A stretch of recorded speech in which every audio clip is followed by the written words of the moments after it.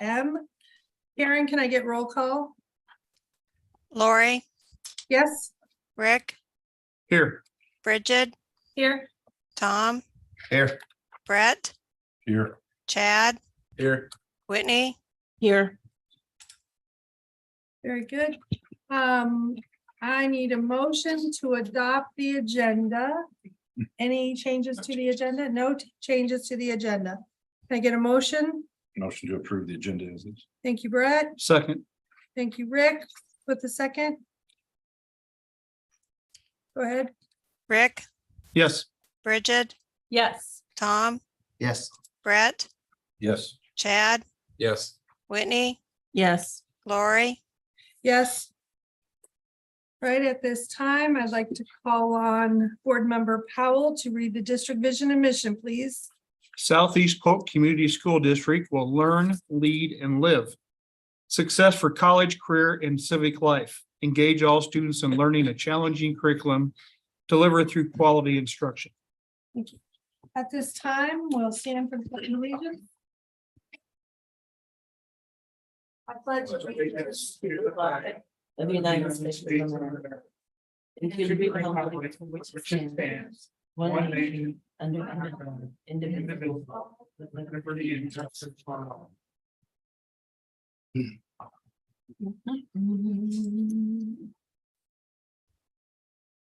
Right. At this time, this is the time we open up the floor to public comments. Is there anyone that wishes to speak during public comments? All right, seeing no public comments. Welcome, Ashley. We'll move on to the consent agenda. Can I get a motion, please? Motion to approve the consent agenda. Thank you, Second. Chad. Thank you, Whitney. First, Chad, second, Whitney. Any discussion? Comments? All right, Karen, go ahead. Bridget, Yes. Tom, Yes. Brett, Yes. Chad, Yes. Whitney, Yes. Lori, Yes. Rick, Yes. All right, moving on to section 2, old and new business. Confirmation of next meetings, which are, for September meetings are September 7th and September 21st. Can I get a motion? A motion to approve the September board meetings. Second. Okay, thank you, Rick and Bridget. Any discussion or comment? And just to clarify, this is the first and fourth since homecoming's on the 15th. 15th, yeah, All right. Just- Yep. It'll be a change in our schedule. yep, change from the norm. Yeah. Thank you. Okay, any other questions or comments? All right, Karen? Tom, Yes. Brett, Yes. Chad, Yes. Whitney, Yes. Lori, Yes. Rick, Yes. Bridget, Yes. Right, moving on to item B, Student Assistance Program contract, SAP contract. Can I get a motion? I'll move to approve the addendum to the contract for professional services with Employee Family Resources to provide student assistance provider services for the 2023-24 school year. Second. Okay, any discussion or questions? Seeing none, Karen? Brett, Yes. Chad, Yes. Whitney, Yes. Lori, Yes. Rick, Yes. Bridget, Yes. Tom, Yes. All right, moving on to item C, Employee Assistance Program EAP contract. Can I get a motion? A motion to approve the addendum to the contract of the professional services with Employee Family Resource to provide employee assistance provider services for the 23-24 school year. Second. Thank you. Any questions or comments? Appreciate both of them, student Yeah. and the employee, so. Great service. Karen? Chad, Yes. Whitney, Yes. Lori, Yes. Rick, Yes. Bridget, Yes. Tom, Yes. Brett, Yes. All right, moving on to item D, School Resource Officer SRO Law Enforcement Agreement for 23-24. Can I get a motion? Move to approve the SRO agreement for 2023-24. Second. Okay, any questions or discussion? Are there any changes besides just natural percentages of contracts? No, just the percentage. Okay, any other comments? Karen? Whitney, Yes. Lori, Yes. Rick, Yes. Bridget, Yes. Tom, Yes. Brett, Yes. Chad, Yes. All right, item E, the new school name for the middle school. Can I get a motion? I'll move to approve the name for the new middle school building to be Southeast Polk Middle School. Second. Okay, any questions or discussion? Sounds clear. Very true. Any other comments? All right, Karen? Lori, Yes. Rick, Yes. Bridget, Yes. Tom, Yes. Brett, Yes. Chad, Yes. Whitney, Yes. All right, we are moving on to item F, which is a public hearing for August 24th for the easements related to Northeast Rising Sun Drive Reconstruction Project. So at this time, it is 5:36 PM on August 24th. I'm opening the public hearing for City of Pleasant Hill easement Northeast Rising Sun Drive Reconstruction Project. Anyone wish to comment or ask questions during this public hearing? Okay, don't all jump up to the mic at once. Seeing no comments or questions, I'm going to close the public hearing at 5:37 PM. Now we need a motion to approve the easements to the City of Pleasant Hill Northeast Rising Sun Drive Reconstruction Project. Can I get a motion? So moved. Can I get a second? Second. Thank you. Any questions or comments? All right, Karen. Rick, Yes. Bridget, Yes. Tom, Yes. Brett, Yes. Chad, Yes. Whitney, Yes. Lori, Yes. All right, next. I'm going to get to the right public hearing. I need to open the public hearing for Mid-America Utility Easement, Building and Grounds Maintenance Warehouse and Bus Parking Lot Expansion. So I'm opening this public hearing at 5:38 PM. Is there any questions or comments to this public hearing? Before the public hearing opens, Oh, just a clarification, I may have made a mistake in my description on this. I learned this today that it isn't underground, it's an overhead easement. So even though it's overhead, you still need to have that easement underneath the utility so they have access to it. So it is not underground. Is there a reason they're not going underground since that? Is there one there now? There's overhead now. It's already overhead, Correct. so it's not gonna really change. It doesn't change anything. We never had the easement before. So this is a formal easement to that, which we already had.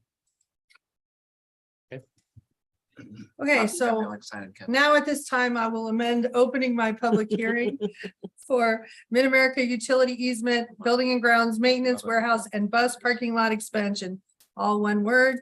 At 5:39 PM, the public hearing is open. Does anyone wish to comment or ask questions during the public hearing? Again, don't all rush the stand. Okay, seeing no one wishes to comment, we will close the public hearing for Mid-America Utility Easement, Building and Ground Maintenance Warehouse and Bus Parking Lot Expansion at 5:39 PM. Now we need a motion to approve the Mid-America Utility Easement, Building and Ground Maintenance Warehouse and Bus Parking Lot Expansion. Can I get a motion? So moved. Thank you. Second. Don't want to use the title. Any comments or questions, discussion? Go ahead, Karen. Bridget, Yes. Tom, Yes. Brett, Yes. Chad, Yes. Whitney, Yes. Lori, Yes. Rick, Yes. All right, moving on to item H, first read of policies. Can I get a motion?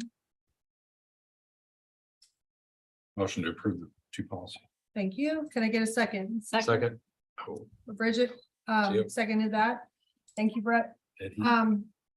Any questions, comments, discussion on those two policies? These are like a change or just kind of redefining, because to me, it seems like it's a little bit of a change from what we were doing, right? I Just as think far that as- I'll let Kevin talk. It basically mimics Iowa law. We just haven't had it as a formal policy.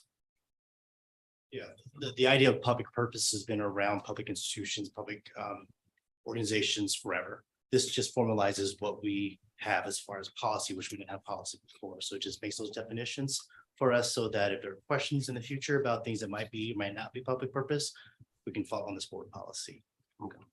So it's, yeah, kind of cleaning up what we were doing then, maybe. We've used all the Making a money picture. all the time on public purpose items. The reasoning behind, again, is the governor's safety initiative, that $50,000 in order per building, in order to accept that grant money, these policies have to be in our policies. Okay. Handbook. So Very good. And I feel bad with the board being exempted, saying, hey, so if you want to take the board out of there, I'm perfectly fine with that too. I didn't like being an exception there. It's like, oh, that's not fair. Any other questions or comments? Nope. All right, Karen, Tom, Yes. Brett, Yes. Chad, Yes. Whitney, Yes. Lori, yes. Rick, Yes. Bridget, Yes. All right, item I, disposition of obsolete equipment. Can I get a motion, please? I'll make a motion that we recommend that the board, approve the donation of obsolete equipment with negligible value to the Prairie City Monroe High School. Can I get a second? Second. Any questions or discussion? Are we replacing that by any chance? yes, that's the reason That's real. that it's obsolete. That was part of the two major CNC machines that we got out of the high school last year, through grant money. And so now that replaced Fantastic. And just for clarification, Rick. Negligible. Thank I you. can't say it either. Well, what's that? That just Negligible? means no value to us. correct. Okay. Gotcha. Thank you, Brett. Why, I Well, was, does yeah. does that mean no value to us or that we're not losing anything? We're not gaining or losing, right? So since we're replacing the CNC equipment, it's not like we're giving them equipment that's not good. Because we're not just dumping off. They wanted it, I think. Right. Okay, It's- good. it's not a I just value wanted to make to sure us. that no one thought that we were just giving away equipment that wasn't us. worth anything, you know? Donated us, now we're donating it. Yeah, Yeah. okay, They obviously will find value in it. So right, That's right. okay. Got a clarifier.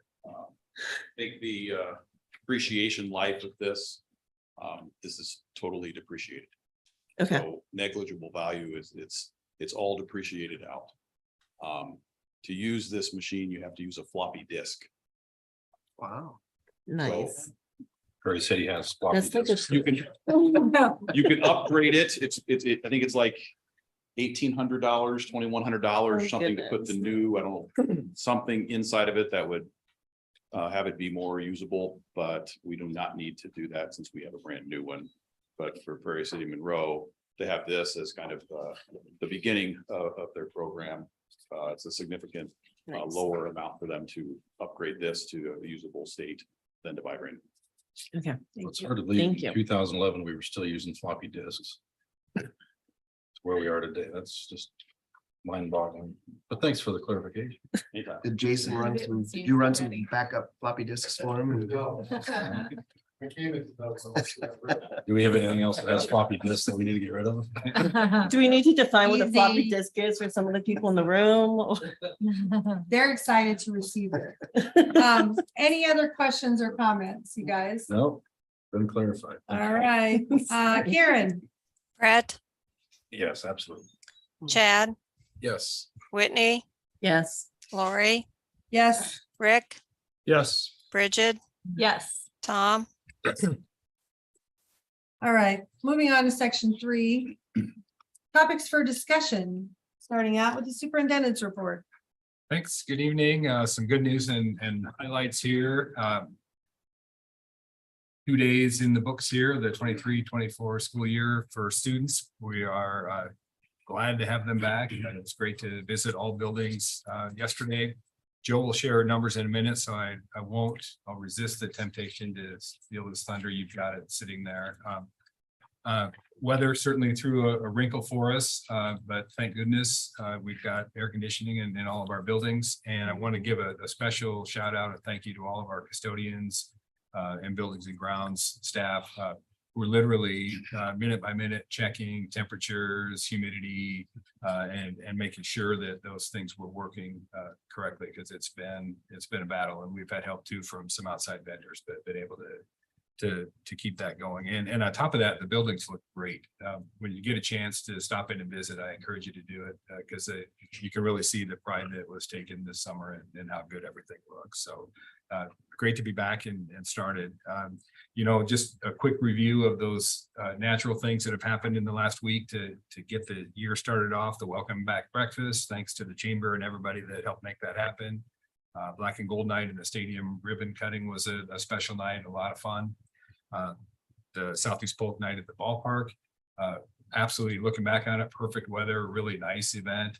Some people were complaining about it being hot, and now that seems kind of silly when you look at it comparatively last Friday. But that was fun. And then the ever popular Taste of Southeast Polk on Monday was so popular that some of the volunteers actually ran out of food. They had to go get a second set amount and bring it back. So it was wildly popular.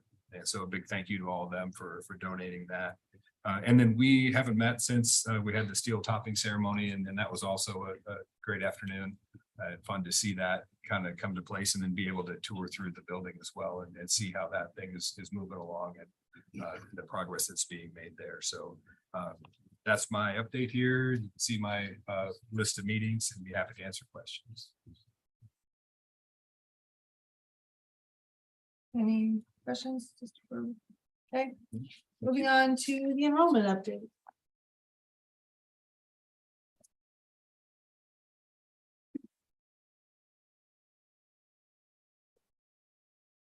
Not sure how much thunder I can produce here, but the numbers are kind of interesting. They're getting more, obviously, as school has begun, they get more and more interesting as we go. And I definitely would underline everything I'm about to roll out with. It's all, it has already changed, because we've had a steady line of folks at the door, and it's been awesome to to have all these people walk in and say, hey, we just moved here.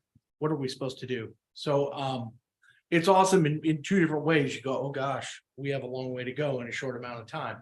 But the best part is, just knowing that our numbers are growing and that people are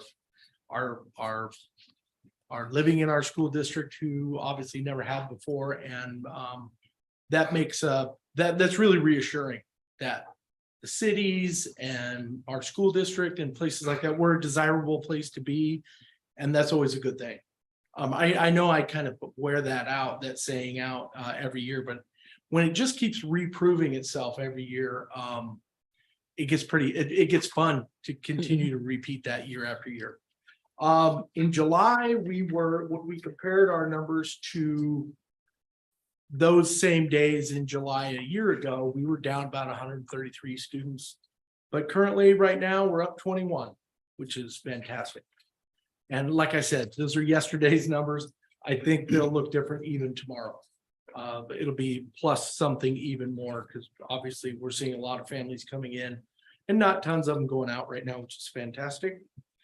So much so that we had actually, just as an anecdote, we had a group of families who communally, they live in the same areas, their kids are very close with one another, And there were 4 dads who walked in 2 days ago and said, hi, we moved here. We live over by the bypass. And we all live in fundamentally the same area.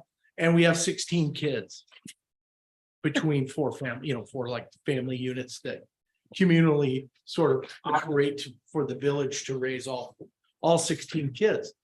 And I went, whoa, that's a first. But it was great. We had space. Although we did tip over in 3rd grade at 4 Mile. And had we not moved forward with the idea that, hey, we probably ought to get another teacher, we'd be looking at groups of 29 or 30 in 3rd grade at 4 Mile, which again, does it create an issue? Does it create a set of problems, going out and finding a teacher and so on and so forth? Yes. But it's those kinds of problems are certainly preferable to, oh gosh, we don't have enough students, or we're down students, or whatever. So we're currently engaged in that process. I think it posted yesterday, and we have a really small handful of candidates. I think it was 2 who showed interest at this point, and then we'll be moving forward with that particular hire, which is great. Our average elementary class size still hangs at 22, which is fantastic. Again, I would put that number with anybody. Then, when you think about overall like graduating classes, we range from 518 currently in kindergarten to 602. I think is it 10th grade? I think it's in 10th grade. Yep, 10. With only 1 class in the 600s. Seemed like a year ago at this time, we may have had 2 in the 600s, but they just kind of slipped under. I think they're in the 590 something or other. But again, great class sizes. Class enrollment, sometimes I like to look at how certain buildings are doing in terms of their enrollment, not only from last year, but as they compare with one another. Because I think when you think about the volume of students that certain buildings serve, it's no wonder that we put more resources into those particular situations. In particular, I look at Clay being, kind of discrepant from the rest of the elementary schools. If we put a few more resources into Clay, that's usually the reason and rationale why. And it's fun to watch Mitchellville continue to grow. I think when I first started in this role, we were 100 something. 133. Was that what it was? Cool. So to see them, jump up almost 100 students, that kind of growth has been fantastic. Any other questions about enrollment? I did leave you a copy of version 4.0 of the staffing plan. I didn't want to leave off this 3rd grade teacher that we're proposing to add at 3rd grade. I did want to at least put it all in front of you so you had everything. And if anybody ever asked you a question, you'd have the answer right there in front of you. Do we have any room at Clay for any more sections? I mean, because we arguably have like 3, right? 2nd, 3rd, and 5th that could be, you could add a section on each of those and they'd still be at average as far as all the class sizes. Yeah. Even adding a section. I mean, I don't know if there are 3 classrooms over there, but we would have to get creative to create 3. right. Well, Like- that's what, yeah. Like maybe move preschool out, that kind of thing. But then you go, oh gosh, in our biggest elementary school, It's, is that the best decision ever made? I don't know. So yeah, we're on a tightrope there a little bit, which that's is a whopper. I mean, that's a whopper. And then yes. their kindergarten is a whopper. 5 sections. Yes. Yeah. I mean, I'm looking at that going, wow. Yeah, So, I think the most we've ever done kindergarten at Clay was 25. Maybe a couple of years ago, we had all sections of 25. But since then, we've been down, kind of low 20-ish. In that kind of 20 to 22 range. just think don't put it on the radar for like, I wouldn't even say like, hey, let's keep an eye on it. I'd say, hey, we're kind of in emergency mode and we need to have a plan for at least next year. Sure. As far as that Sure. goes, just because I think I don't think those are gonna get smaller with all the buildings, they're gonna get bigger, so. Right. I think we're gonna be beyond crisis mode next year, so. Yeah. I'm really interested in seeing another demographic report, so we can kind of start to predict what's kindergarten gonna look like instead of just crossing our fingers and hope we guess right. And we fortunately, we kind of have, because you drive around and you see places, you see new neighborhoods pop out of cornfields and stuff. And it kind of, it's like, it's not rocket science. But there's a lot of common sense that comes with it, but it would be nice to see some of the rocket science that a demographer could provide for us, so we could figure out, okay, we can answer basic questions like how big is kindergarten gonna be? When, we get this one a lot, when's the next elementary school coming online, where's it gonna be, and so on and so forth. I think we could get a lot of really good demographic information and start to at least have conversations about that stuff. I mean, I know it's it's well down the road, but Well, this one. But it's time. This one's not down. I the think it road. might be closer than you think. Well, yeah, you're only, I mean, there are only 5 section, and that will, I mean, you're gonna roll it into what, 4 next year, maybe? Depending on how the kindergarten goes. I mean, that Preferably. could be, well, and that's what I mean, and that maxes us out again and puts us way above average, and you know what I mean? We're in the same problem then, starting at 1st grade, rolling all the way through. So exactly, I somebody's just- gonna have to trail that group. Yeah, I mean, cause I see 3 teachers right there for next year, so that's kind of Mhm. finding space and people and. Because clay was not designed to be 5 No, classrooms, and that's, so that's worrisome. I'm not sure we've ever, Because what's the maximum, what was it built for? Are we, 700 is what. that's what they say? Yeah. Yeah, that's pushing pretty. Where are they putting those Yeah. kids? Janitor's closet. Well, and this number doesn't count the preschool, so that maximum would include the preschool students as Yes. well, right? yes, So the number is actually higher Probably than we're seeing max. here. How Yeah, many preschool, are we gonna still have 2 there? Leah, Joel, we have 2 at Clay, Yeah, Two so 4 preschool. sections, 2 teachers and. morning and afternoon, that's why it doubles. what do they have, about 10, 15? We can't have any more than 20. The numbers at Clay, usually we are, is the maximum we can take one would be 8. And we usually fill that up immediately. I think we're at about 58 right now, so it is down a little bit, but it's hard to predict with preschool because of the community preschools and private preschools. When's the demographer planned? When are we thinking This about fall. this fall? Yeah. Get 'em on board. Joe, what's happening with that 4th section of 3rd grade at 4 Mile, like right now, since we don't have a teacher? Are they just in the other sections until that teacher's? Yeah, we've hired? got, currently we have 3, obviously we have these 3 teachers. We have a student teacher, was kind of nice too, because then we can sort of subdivide some kids, Mhm. do some different, maybe more creative things for the time being until we get somebody that we're happy with. But they're not in that classroom yet. They'll be. are I'm they- not, I don't think, I think they are, but there's space, like one of the Mhm. adjoining classrooms currently empty. Okay, So there, I think they just kind of spread it out, gotcha. be creative. They've done, obviously for 2 days, done a whale of a job. But I'm sure they're anxious to get the 4th teacher on board. I'm sure. I don't blame them. Mhm.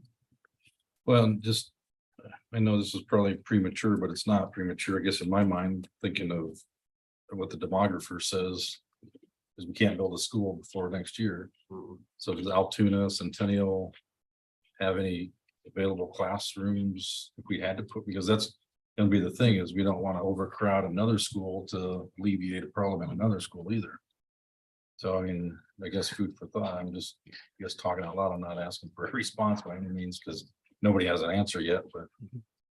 I think too, classroom is kind of a smushy word when it comes to spaces in schools, because currently there aren't, that I know of, empty rooms in elementary schools right now, maybe a book room or something like that. But each space currently is used for something. Yeah. Now, we may change what that space is used for and combine, office space and things like that, or what was the one I heard the other day? Yeah, this used to kind of be a closet. But it got retrofitted, kind of taking more an approach where we're looking at reinventing what that space is used for and what it looks like and what it can offer a teacher and 25 kids in a classroom. Okay, any other comments? No, I guess we'll wait for the fall. Yes. Thank All you. fireworks. You betcha. You betcha. Moving on to advanced placement update.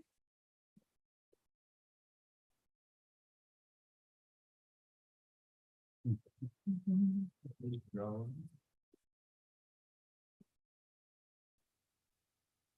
evening, everyone. Before we get started, I want to introduce a couple of people that are here as well. We have Matt Parker and Eric Greving, both AP teachers. Every year during pre-service, I kind of practice this report with them and invited any of them that wanted to join us tonight.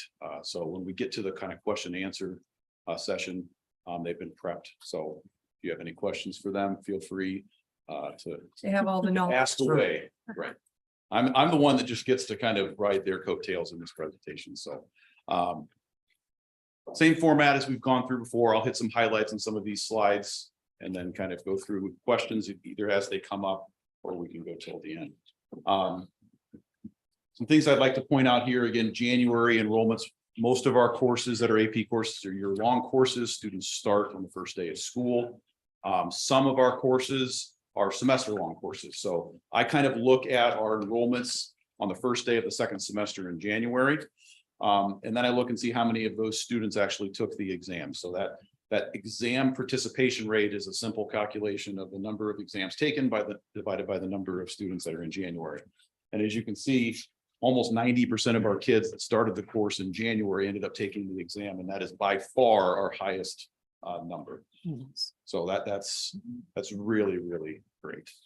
Kind of have this wild goal. I kind of tell our teachers that if we could have 100% of our kids that start the course in August still be in the course in January, and then have 100% of those kids in January take the test, and have 100% of those kids pass, then wouldn't that be awesome? And this is as close as we've been when it comes to the number of kids that actually felt confident enough to take the test. In, I guess it would be May. What's the AP index column?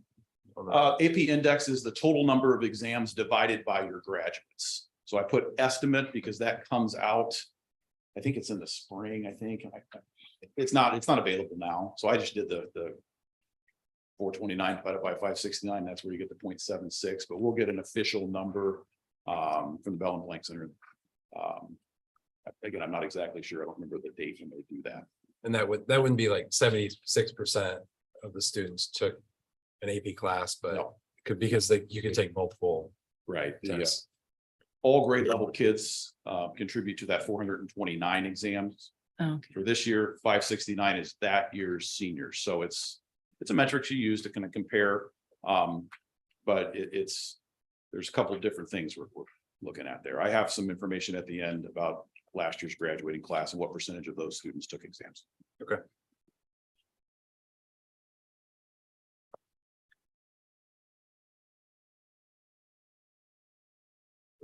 Stuck on page 1. On page 1, all right. This is just breaks that down a little bit more from the 429 students. Last year, I think there was a question probably about a decade ago of how many kids are actually taking how many exams. So I provide this information every year. But you can kind of see at the 9th grade level, the majority of our kids last year would have only taken one exam. Most of them were only enrolled in one course. Our junior year is historically the year we have the most kids taking exams, and they take the most exams, and it rang true again this year. This is the slide I kind of pause and want you to take it all in. And this is every year I'm in awe at this slide. I highlight the top rows in green whenever our passing rate was higher than both the Iowa rate and the global rate. And as you can see, we were higher than both of those in every one of our exams except for one. And the CSP, we've only been teaching for a very short amount of time.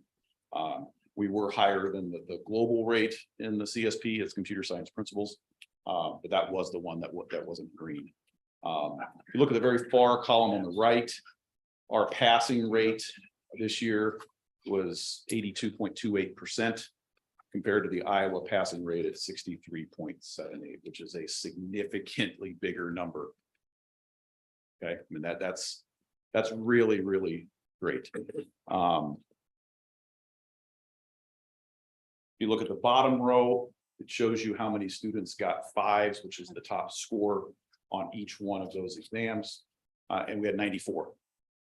Okay, there was a couple of years where we had more than that, but 94 is a great number.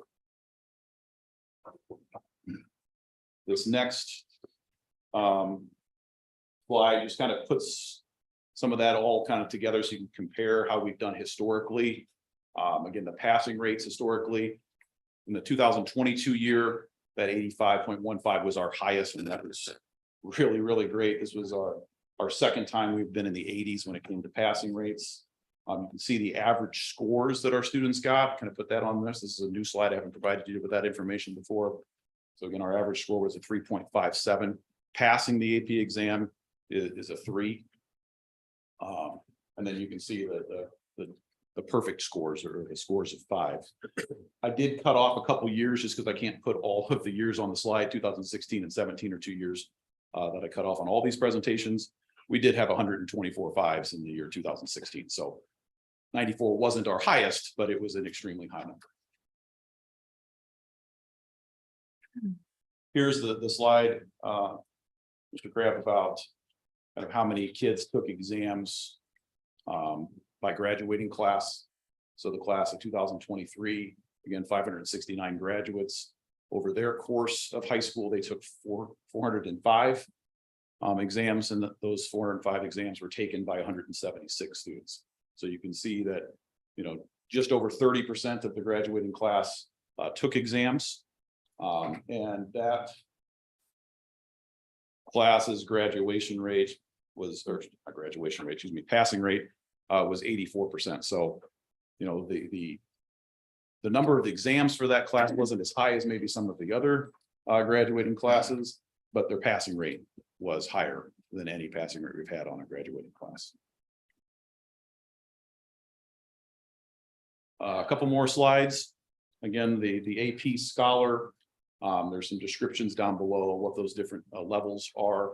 And you can see how many earned those levels. Again, those are kids from the graduating class. We had more kids in the year 2023 than 38 that would have earned something, but many of those kids are still in school, right? So those kids will surface next year or the year after in their graduating class. So we did have 3 students that, well, I'm still honoring it. The National AP Scholar Award is not something that the College Board recognizes anymore. Kind of post-COVID, they haven't done that. And you can kind of read there at the bottom, you have to have an average score of 4 and 4 on or higher on at least 8 exams. I mean, that's a significant accomplishment. We haven't had a National AP Scholar in a couple of years, but we had 3 in the class of 2023. If you've been in the high school and you see where our AP boards are, kind of a little bit, you know, to the side of the counseling office, the National AP Scholars are the ones that are the picture plates. So those are the ones whose pictures are there. Every other kid that is an AP Scholar will have their name on an honor board there in the comments. The last couple slides is just what does AP look like for this year? As of, I can't remember when I put this together a couple weeks ago, we had 527 kids that are currently enrolled in AP courses. And you can kind of see the numbers. We are not offering the CSA course anymore. We made an adjustment with computer science. We brought in an intro to computer science course and kind of reshuffled some things around. So that's why there's an NA there for the computer science applications course. We're not offering that this year. But the rest of those numbers, you can kind of see where they are. A lot of them, you know, kind of are the same as what they've been last couple of years. And then the last slide is just how many kids are currently enrolled by grade level. So again, same things we've had before. 9th graders usually, if they're in one, they are in only one. 10th graders sometimes dabble in a second one. So again, our junior years, the most kids taking the most classes. So with that, I'll open it up to any questions that anyone has, whether it's for me or Mr. Parker or Mr. Gravick.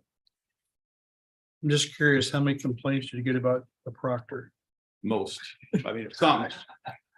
There's one that we got to work on. I think it looks a lot like you. Hmm. It's nice to see those numbers grow every year. Yeah. And you know, because I've been harping about, I mean, the ones that want to take AP courses, it's good to get them in there and making the effort to take the course and then take the test. And so I applaud all of you guys for the effort and watching those numbers grow. You know, one thing that both Mr. Parker and Mr. Greving do is they both take some time in the summer and they're a reader for the College Board. So they will go for a week to 10 days to horrible places across the country like Orlando and places like that. Poor guys. Tampa. Yeah. Did you say Now, Kansas? Mr. Greving had to go to Kansas City, so. Matt you went to Florida and you went to Kansas City. Oh, geez, come on, Marker, what are you doing? But they both commented, and I'll let them talk about it if they'd like, about just how valuable of a professional development experience that is. Matt got elevated to a table reader this year. So if you guys want to take a second, just kind of talk about that, feel free to do something. No, you can talk right there. So yeah, I was a table leader this year. Joel Kahn, who used to teach out calculus. I give him all the credit for getting me involved in that thing, doing the reading. And I pushed back for years. I was very reluctant. I wanted to give up time in the summer, quite frankly, and I was coaching volleyball all the time. But when I started doing it, it was an eye opener, and the stuff I could bring back from that to help my students.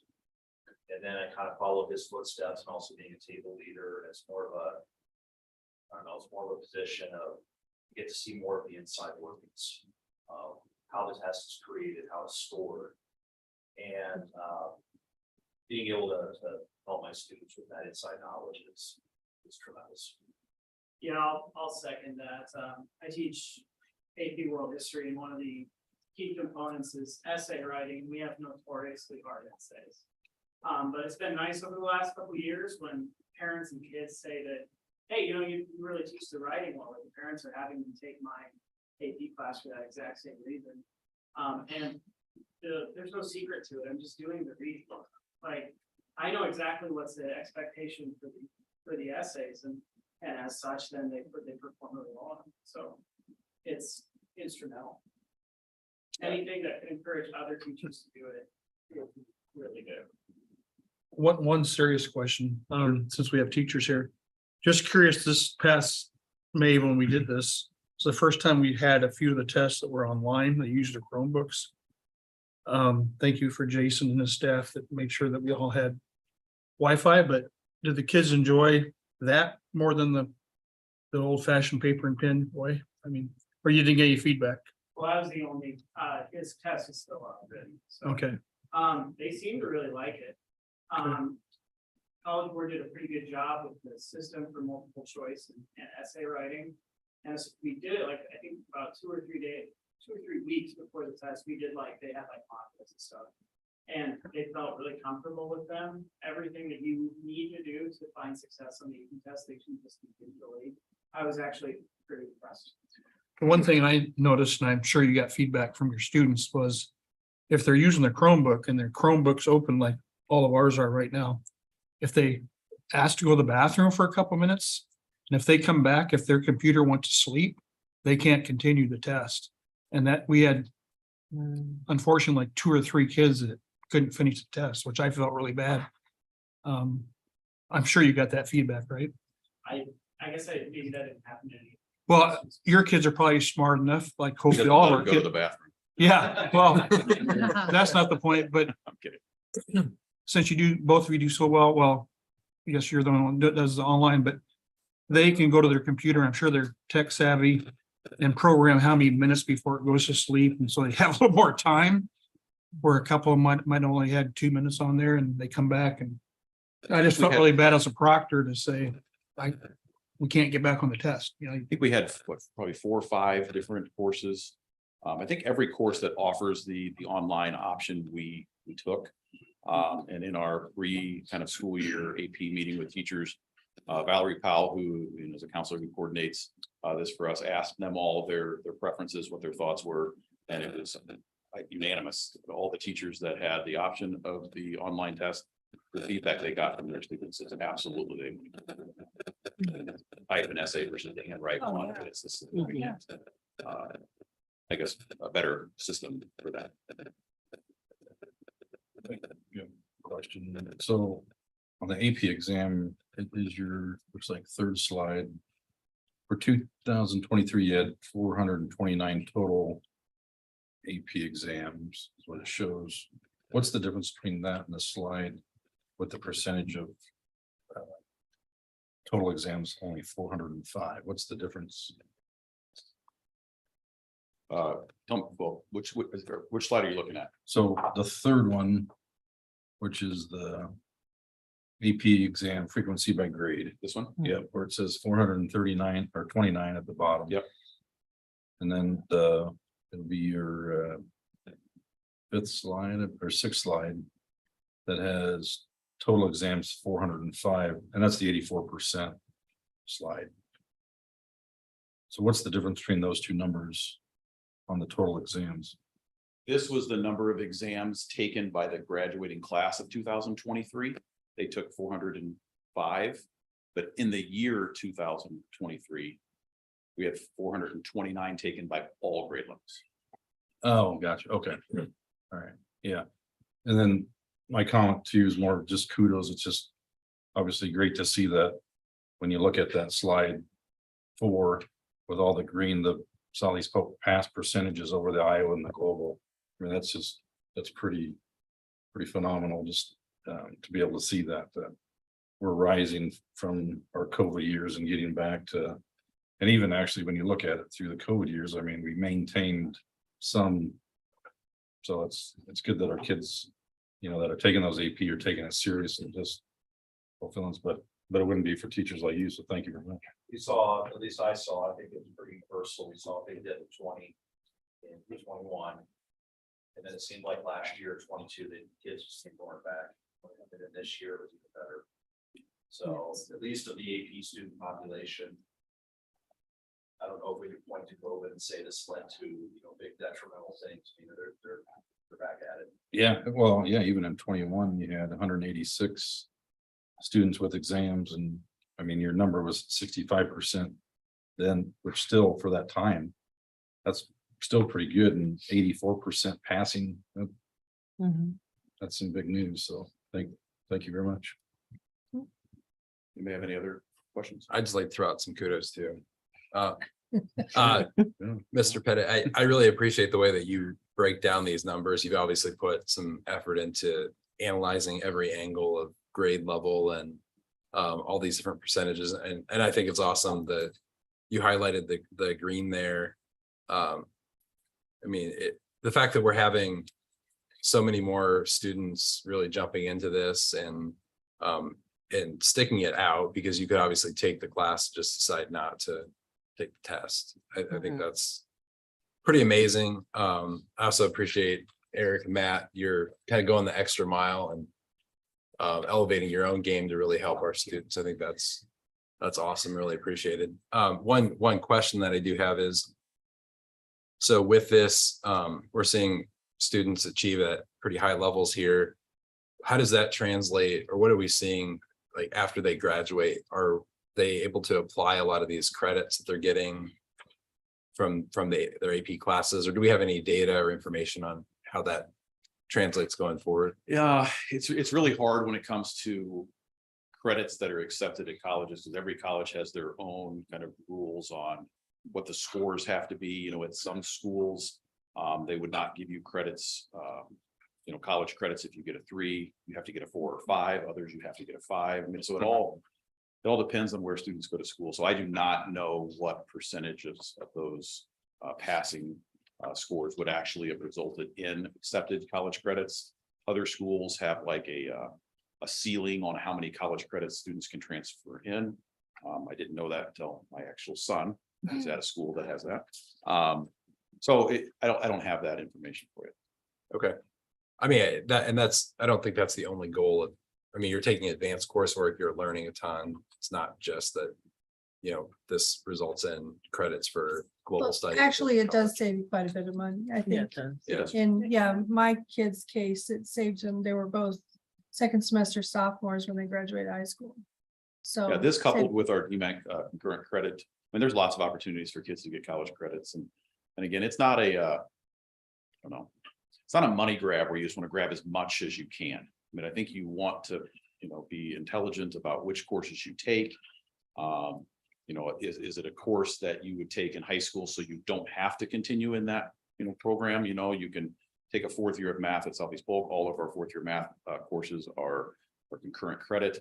If a student isn't going into a STEM career, that might be the last math class they ever take because that class actually satisfies college requirements. But other kids who are going into STEM programs, those classes are the springboard right into those other classes. So again, I think we spend a lot of time. It starts in 8th grade when kids start selecting courses, they start building that 4-year plan. And again, it's not just grab as many as you can, but grab the right ones for the right reasons. And then obviously we review that every single year. Okay, thank you. All right. Anybody else? Thank you. Thank you all. You guys. Thanks for Thank you. thanks for tutoring Steve Edit. too. So, All right, moving on to the skilled trade building. Good evening, board. We're happy to be here this evening to provide you an update on the Skilled Trade Center. It was last spring and our college and career coordinator, Daryl Butcher, was here to share with you this particular project. And I believe the very last slide said, just hold on that for a minute because we had some changes in the location. So we have Mr. Butcher here and a team of community members to share where we are in the process. And this has turned into a very collaborative project with our community partners who are really a wonderful resource to us in helping our students see the vision of the Skilled Trade Center. So I'm going to turn it over to Mr. Butcher and the panel tonight. Thank you guys for allowing me to come back and talk a little bit about where we are and update you on our skills trades project. I believe last time I was here, we were talking about turns and pivots and where this thing was going to end up. And I think I'm fairly confident to say we've landed on our feet with this at this point, and we know where we're at. What we're doing. A lot of this is thanks to this team here. So I want to start off and just we'll let them hear in a minute. But Corey Sharp from FEH Design is the architect that's on board, so he'll be talking with us.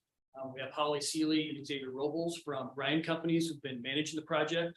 And we have Brian Sandberg from McClure here that's doing all the civil work for us. So we have lots of partners in this and they're here because a lot of their work's on the front end. So until you get the civil stuff, you get the drawings done, you get the project management stuff going, can't really do any of the other stuff. So that's kind of why they're here. I would love to have brought all of our partners in, but that would create some time constraints as well. So last time we talked, I think we were going to be 80th Street, just down the road here. Since then, we've had some moves with that. So right next to the new maintenance buildings being built, or the old district office, just to the west of there, is the site of our new skills trade construction center. And I'll let them go into more detail about what that's going to look like. This started out as a project where we were just looking for a roof and some electricity. And the community has turned us around and said, no, we need a little bit more than that for the kids. This has turned into $1 million project at this point. We have about 70% of those funds gathered already for this. We're looking for that last 30% to really kick this project off and going. I've got about 4 or 5 donors lined up that's been asking, what's the cost to finish? And I think I've been working with Xavier and Holly on what that cost to finish is. And I think we've almost got that number. We're real close. And so we reached out this week to those last few donors to see if they can't bring us to the finish line with this project. So very pleased with the community support with that. We have been in front of the city council, the planning and zoning commission. So we have been approved. Our site has been, and I'm sure McClure and FEH Design will talk a little bit more about that with you as well. So we're ready for building permits as soon as the funding is gathered up, and we have a couple little punch list of items that we need to finish with that as well. So also want to emphasize that this project is all community funded through our business partners. So none of this is coming out of a school budget or anything like that. So we've been working really hard to try to keep it that way as well. So with this, I just want to, again, just talk a little bit about, why do we need this? We know there's all kinds of data out there about the skills gap, by 2028, 3 million unfilled skilled trade careers are looking to be out there as 3% of the workforce looks to retire. So as a school and as kids' best interest, our job is to kind of look at that and how do we fill those jobs? How do we get kids whose abilities and skills match that job and kids who are interested in that realm? How do we get them there? Well, we start with our registered apprenticeships and our pre-apprenticeship programs. And last year we had added, we have 6 registered apprenticeship programs at the high school. Diesel techs, auto techs, CNC operators, medical secretary, vet techs, and welding. We also have 2 quality pre-apprenticeship programs recognized by the Department of Labor with our intro to apprenticeship course and our construction and technology course. That's how we get kids involved with that. I wish I could have brought some of our kids with us today. We had our welding kid who started at John Deere this summer at $28 an hour. Guaranteed a job when he graduates at the end of this year with John Deere, as long as he continues to progress through the program and have a career there. Our diesel techs start off at $22 an hour at Trivista. They go to 24, they go to 26. I know there's been board conversation about attendance and that type of thing. I think these are the kind of things that brings kids to school. This makes it meaningful for them. If you looked at some of our data from our kids that started the apprenticeship program, you'll notice their attendance has dramatically increased because they know that they have to put the time in school if they want to continue in their career. And so those are kind of nice things to look at. And this building will just give us the space to open up the door to have more opportunities to collaborate with our community partners, to have the space to do this stuff with them. We've got here's our current list of people who's either gave us their time, their labor, or just gave us a financial contribution. And so I just kind of want to go over this list instead of just throwing it up there real quick, because I think it's important that these people be recognized. And I'm hoping we get about 4 or 5 more of these on board with us before we get rolling. But Elder Corp was our first people in. I always say Elder was like the, if you go to a mall and you see the Target anchor store or the Yonkers, that was Elder. Elder was the first to say, hey, we're in, how can we help? And as soon as we got Elder on the board, we started seeing other community members going, hey, we'd love to be part of this. I don't think that I could build another building for the school district besides the Faith building, because this just tells me where the need is. I mean, these groups wouldn't be given money if they were dying for others. And that's what it is. They are excited to get our students that graduate and are prepared and ready to become part of that skill force. Ryan Companies is on with this, doing the project management. They got a 2-full job. They're also doing the concrete and for the foundation for us. The local 33 plumbers and steam fitters were right on board right away too. They are strictly a cash donation to us. They said, let's get this done. We need more plumbers and steam fitters, welders, HVAC guys. Meta has jumped on recently with us with the cash donation, as well as Master Builders of Iowa. It's a cash donation. Rasmussen Group jumped in. They're going to provide the sidewalk, concrete, asphalt for the driveway with us. NECA's on board with us. They're the National Electrical Contractor Association with the cash donation for us. Yes. Oh, okay. Thank you. And Baker Group as well. Baker Group jumped in and is providing mechanical work for the building. An interesting thing about Baker Group, Rob Cross, longtime out Southeast Polk grad, we got the bid back for the mechanical working. Guess who did it? Well, it was Tanner Cross, former student of mine at Southeast Polk.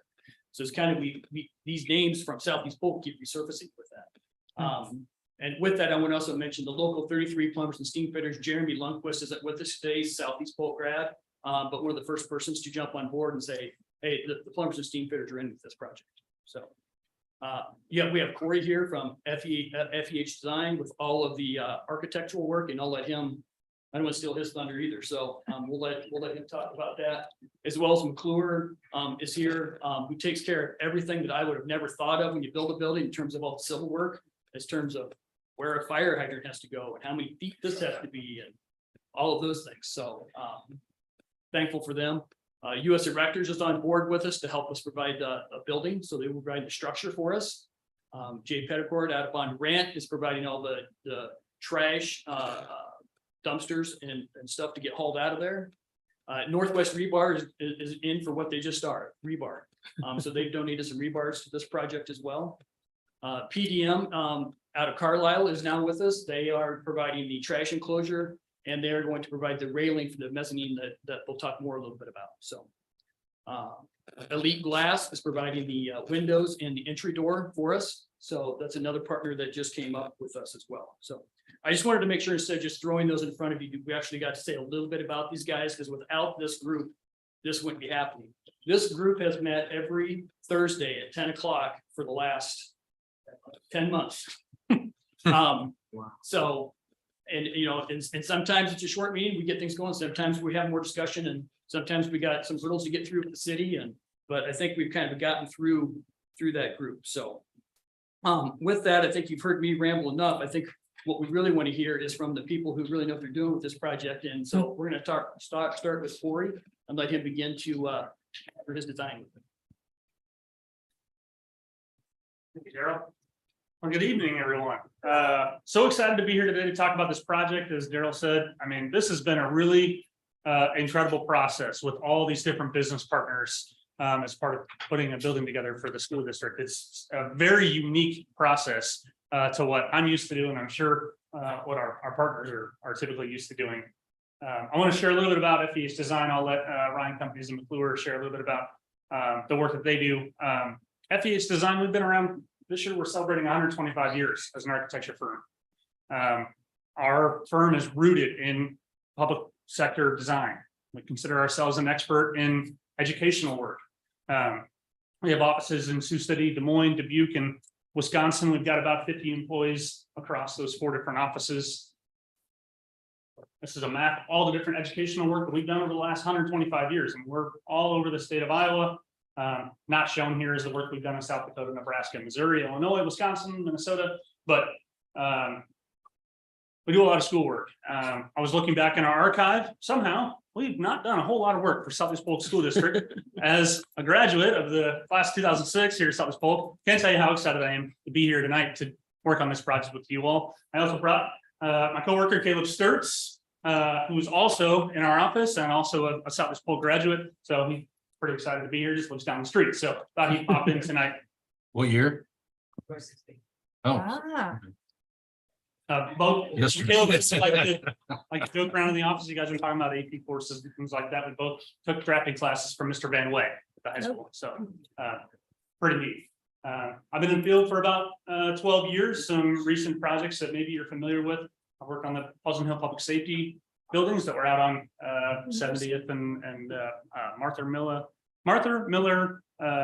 Parkway, I believe. The Hickory Glen Park Pavilion that just got finished behind 4 Mile Elementary. Both Caleb and I had a chance to go to 4 Mile, so him and I both got a chance to work on that new park building.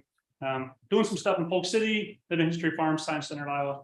The list goes on, but just wanted to say how excited I am to be here and be a part of this project.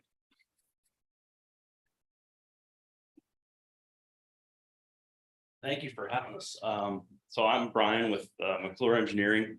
We did all the civil work, driveways, sidewalks, drainage, everything that is part of this job. McClure Engineering we've got about 260 employees now. It opened in 1956. We've got offices all over Iowa, Missouri. We just opened a new office in Portsmouth, New Hampshire, of all places. We acquired a structural engineering firm in New Hampshire. So we're expanding our footprint. As Corey alluded, I've been doing this for about 16 years. I primarily do a lot of roadway work, drainage work. So I was really excited to have an opportunity to work on a project like this. I think I'm the oddball out in that I didn't go to Southeast Polk. No way. So I went to a very, very small school, and I just really enjoy hearing all about what you guys are doing with the trades. If our our school would have had something like this, I think there's a lot of opportunity that would have been created, but my graduating class was 19 people, so Where'd you graduate from? Grettinger. Oh, yeah. So I Well, was we're on, glad you're on the project. I was on Corey's map up there. Back when it wasn't a consolidated school, but yeah, so I'm very excited to be working on this project. A couple people who aren't here, Will Cord did all our structural engineering work on it. Worked with Corey on the footings for the building, the interior mezzanine structural work. That was all Will. He also worked on I'll point out, he also worked on the trash enclosure foundations, which he was very excited to work on. A lot of the work he does is primarily like big stadiums, and as you can see on this list, he's got SoFi Stadium in California, and so he's now covered the gamut, trash enclosures all the way up to Josh Don, member of our survey group, did go to Southeast Polk along with his wife and his kids. He kind of kicked this all off, trying to get McClure involved with this project. He's been a good big help, and I think he's worked on. He's got a note on there that he's worked on the stadium survey and the maintenance garage, as well as helping with the design or the survey work on this project. So.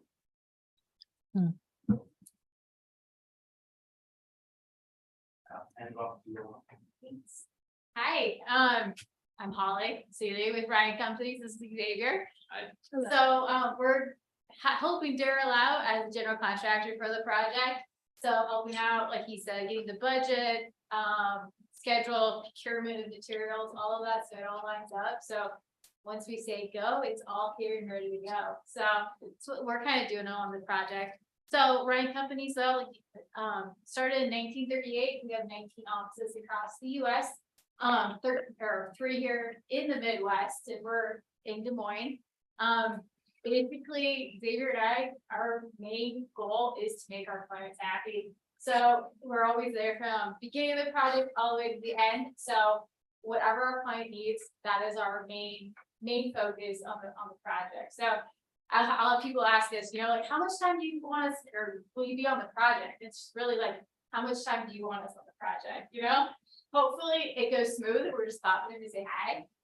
Hopefully we're not there every day, every minute to solve problems. So that's a little bit about us, I guess, about Ryan Companies.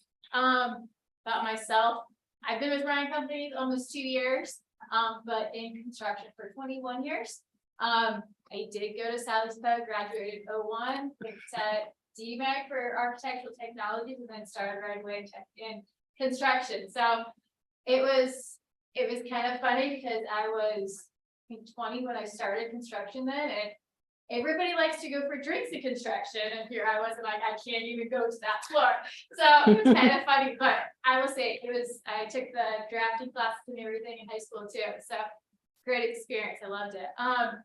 But so Xavier and I right now we're working on Link Associates on putting a daycare there. So that's a great kind of project that we're working on together. And then otherwise, before being at Ryan Companies, I worked a lot with West Des Moines Schools for some renovations that they're doing throughout there.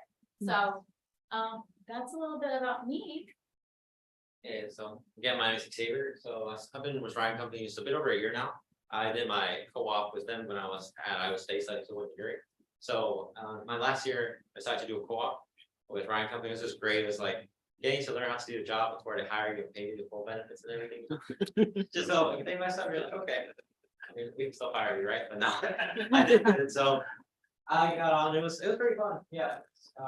While I was there during my co-op, I worked at the Des Moines Federal Courthouse downtown Des Moines.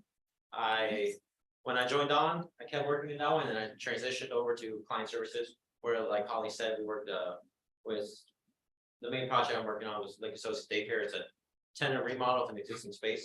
So they took the first floor, they put in a new daycare, and they took that existing space, like talking about those classrooms, right? Where it's like it might have been a closet now. This was like a Casey's general store area type they have, and now it's gonna be a toddler room, for the infants, and they're gonna have like 24 kids there as well, from ages 2 to 5. So there's a lot you can do with your space, and you just need a good team to do it.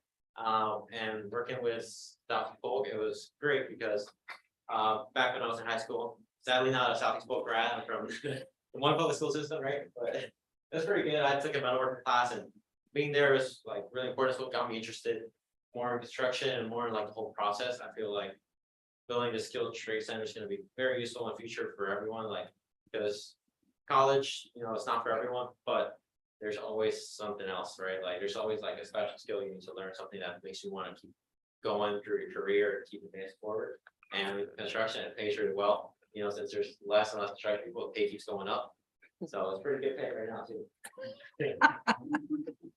And so last thing we were hoping a lot there going through mostly just like the management process, right? Like working through with the city on all those weird questions for fire hydrants or like planning zoning, like since that location, so now it's a new location, we skipped out on the step. We were gonna have to go through a whole more in-depth process of planning zoning. So we save some time right there and help move that process along. So that's what we've been really involved in. Back. I'll touch a little bit about the kind of architectural design of the building. So the building's going to be a pre-engineered metal building. I believe that's also the construction type of the new maintenance garage. So it'll be really similar, although this will be considerably smaller than that building. Since it's going right next to it, we tried to design it so that they would kind of seem like they went together a little bit. So the colors and metal paneling of the building should hopefully mimic one another. Like Daryl said, they're going to use this building for the purposes of vocational education for high school age students with smaller class size from 12 to 15 students for all different types of work. General size of the building is about 3,600 square feet. It's about 25 feet tall. One of the really unique things about this building as we were going through the design process was we really wanted the students to be a part of the construction process. So although the outside envelope is a really highly engineered metal building that will take cranes and very specialized labor to install, all the interior pieces are things that the high school students will be able to construct themselves. So the interior rooms are all wood stud framed. There's a mezzanine area for additional storage that has a floor deck on it. So they'll be able to basically be able to frame walls and floors and stairs all with this current design. So there's a large shop area, a stair that goes up to some mezzanine storage, guardrail that goes around that area so people don't fall off of it. Additional storage areas, a single restrooms, mechanical electrical space, emergency eye wash, drinking fountain, mop sink. All that's kind of included in here. I'm sure Daryl can go into the great detail about all the different trades educations that are going to happen in here, but generally there'll be carpentry, plumbing, electrical. We haven't really talked much about, heating, air conditioning, that sort of thing, but this will be, because of how simple it is, it will be able to be used for all different kinds of purposes. This is just an interior image of kind of what the interior of the shop will look like.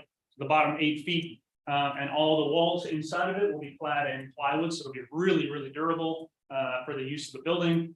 Everything else up above it will be metal skin.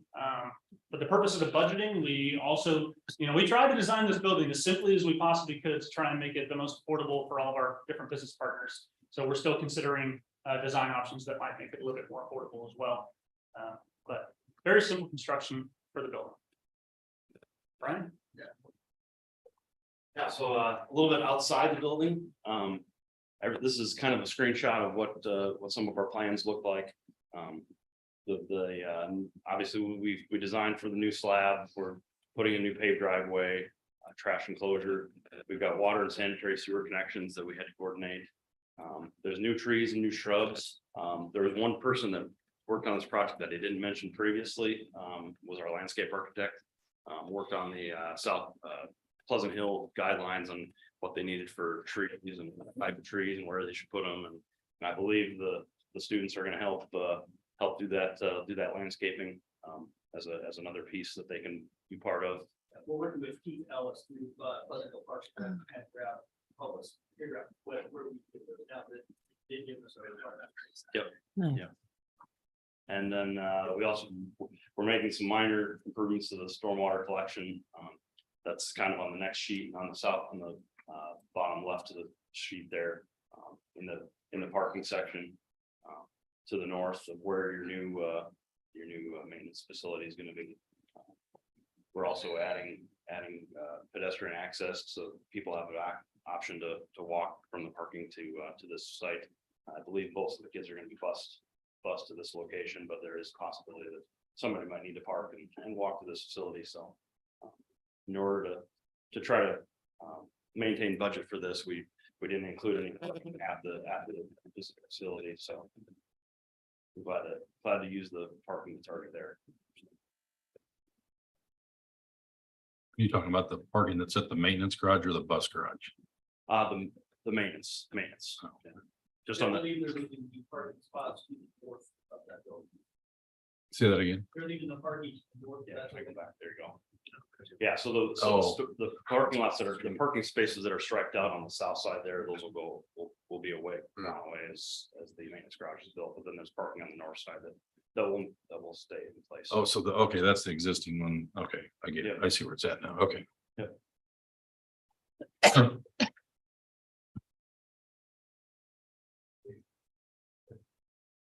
So I've been working a bit on a schedule for this project, right? Because everyone always asks, when does construction start? When does it end? So here's a little schedule to give out, give you guys an idea. Oh. Now, please.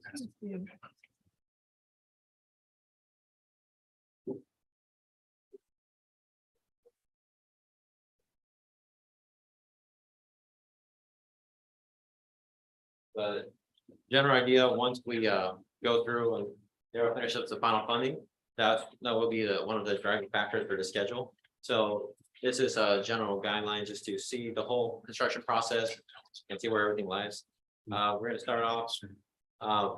Once the arrow gets all the funding secured, we'll go right through the building permit review. It's around 4 weeks and Like to share. so after that, we'll go right through.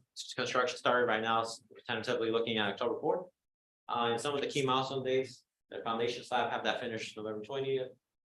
Structure erection February 16th. And for that is because there's a lead time to get the parts for the building, get the metal, so we can actually construct the building. But what we want to do this year, hopefully, is get the foundation ready, so that way we can get it done before frost hits. And after that, go through March 22nd when we're shooting for building closure, finishing up site work. April 19th, have interior completion fully built out around June 3rd, and then finally have everything ready and ready to occupy June 18th. On this schedule, also have some activities listed in there that we want the students to work on. So for those things like painting or landscaping, the thing is we want to have more days on there because we gotta, make sure the students will have some time available out of the day or through the classes to work on that specifically. So throughout the process, it might take longer, it might take shorter, depending on how we want the kids to involve as much as possible.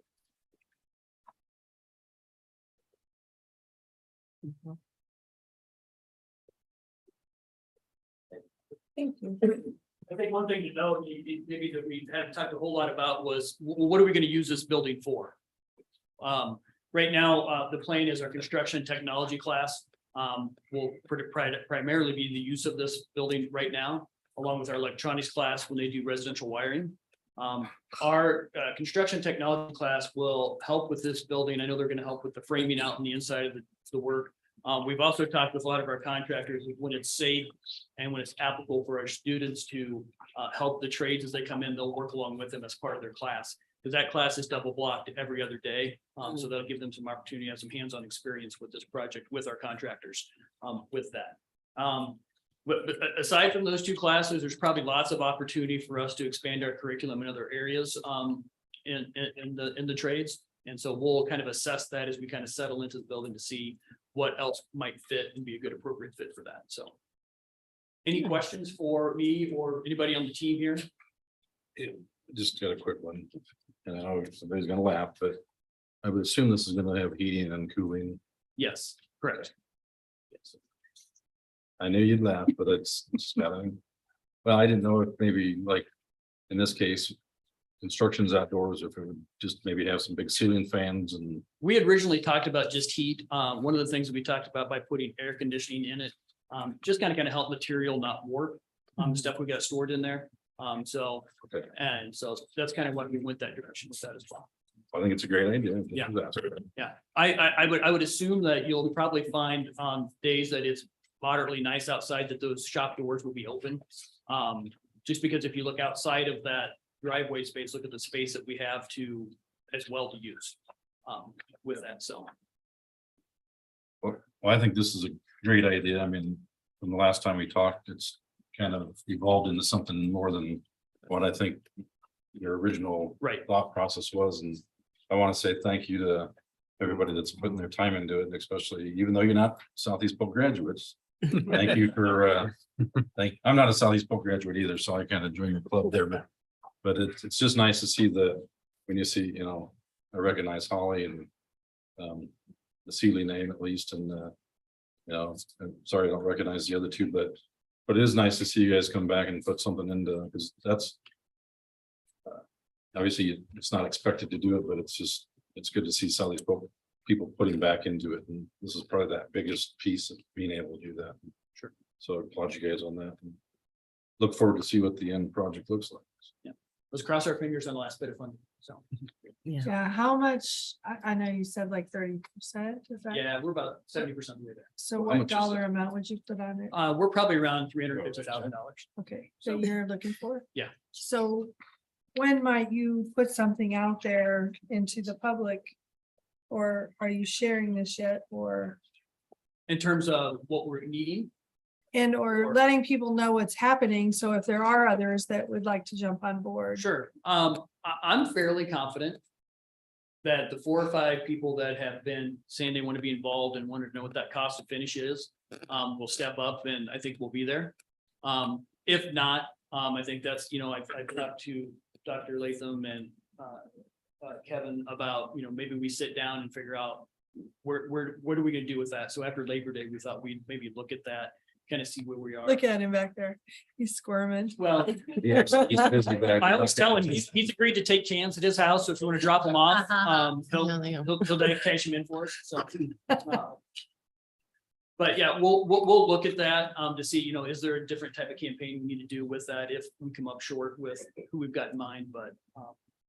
I would like you to let the public know who you've got on board and tell the story of what's about to happen. Sure. Yeah. I don't know how you can go about doing Yeah. that, but Well, you should sure. share this excellent news. Yeah, and I think as we inch closer to that finish line, I think, there's certainly something that we'll look at. Obviously, we're gonna have a kickoff for this event. Once we break ground, we will have, all of our donors will be, recognized in the building in some fashion, as well. So, we will know that will be noted as well. And I think the biggest thing is, I think, if you look at the industry, they are wanting our kids. And they are putting the money up to make sure our kids get there. And so I think that, we've got it this far. I don't know why we wouldn't be able to round it off with who we've got left, So has that been word of mouth? I mean, how did you guys find out about it? Did he just reach out? You guys just people? No, You're elder all the time, so they called us up, they're, hey, we're doing this. What do you guys want to help out? So it's well, actually, we found out with these guys was through Jordan Stokes, who's a Southeast Polk grad, it's here. We found Jordan Stokes. I was talking to Jordan Stokes. Actually, I was talking to Dale, Casey Dale, or not Casey Dale, Gary Dale at Baker Group. And said, hey, this is what we're trying to do. And he said, well, have you talked to Jordan Stokes there? I said, no, I haven't talked. So I went to talk to Jordan Stokes, and so Jordan got involved and said, hey, yeah, let's get these guys. And then, so then you meet these guys, and then they know somebody. Yeah. And then you meet those people, and then they know somebody. And so it's just kind of grown from that. We do a lot of, I attend a lot of career fairs. I attend a lot of the things that these guys have present at as well. And so I've met these guys here, and I see them there, and we talk about what we're trying to do in our district and how do we get involved. And because the questions from the skilled trades people are always like, how do we get kids to know what we do?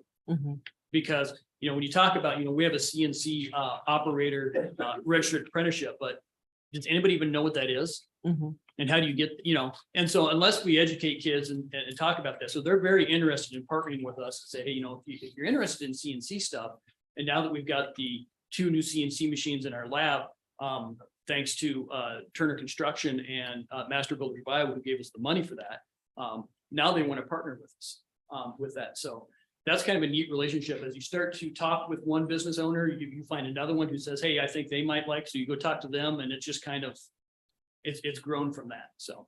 Yeah, I noticed this wasn't on Construction Central. I mean, is that because it's not really a district project, or, I mean, is there a reason that we couldn't do that?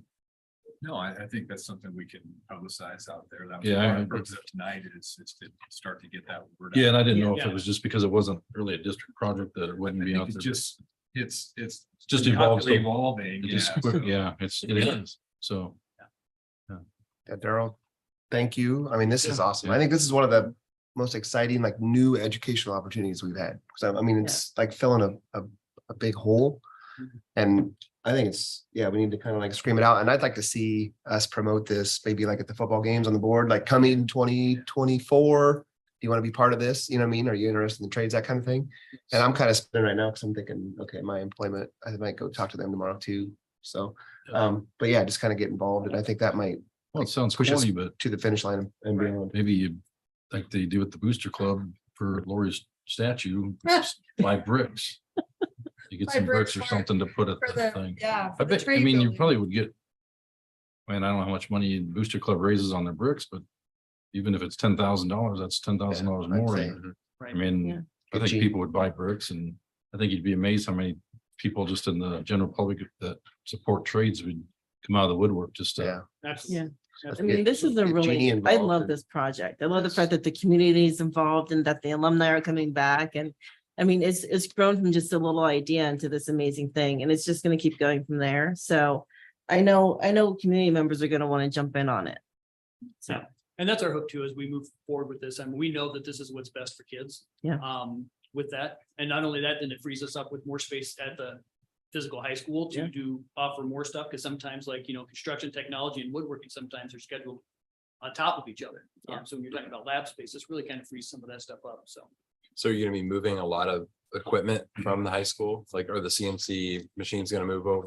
The CNC machines will stay there. That's part of our metals program that will stay there. The CNC machines need rigged in order to get out. I mean, it's not something you can just like pick up and move. You have to hire somebody, and which is part of the reason getting rid of the other CNC machine we talked about earlier was we'd have to find a way to get rid of that. You just can't pick it up. It's got to be rigged out of there. So, which is the job. It's cool. Very, very cool. Yeah, thank you to all of you. Thank you. It's amazing. I just want to add one thing. I want to give kudos to Daryl. It started with that, hey, what are you doing with that old Morton building? And has come to this. So really appreciate his vision and really appreciate all our partners and the wonderful work that you're doing. I just wanted to close by saying, Mr. Horton's always talking about the core values, and one of those is stewardship. And that is about giving to your community and giving back to your community. So not only the people who graduated, but for our students, so that they see that modeled and they will continue to pay it forward. So it's win-win all the way around, and appreciate everyone's contributions. Yeah. So thank you. Thank you much. Yes, thank you. And we're glad you're all working with us. Thank you very much. And Daryl, you should still be asking, what are they going to be doing with that Morton building? I thought Kevin was telling me they're needing that money back in the project. So I don't know if that happened.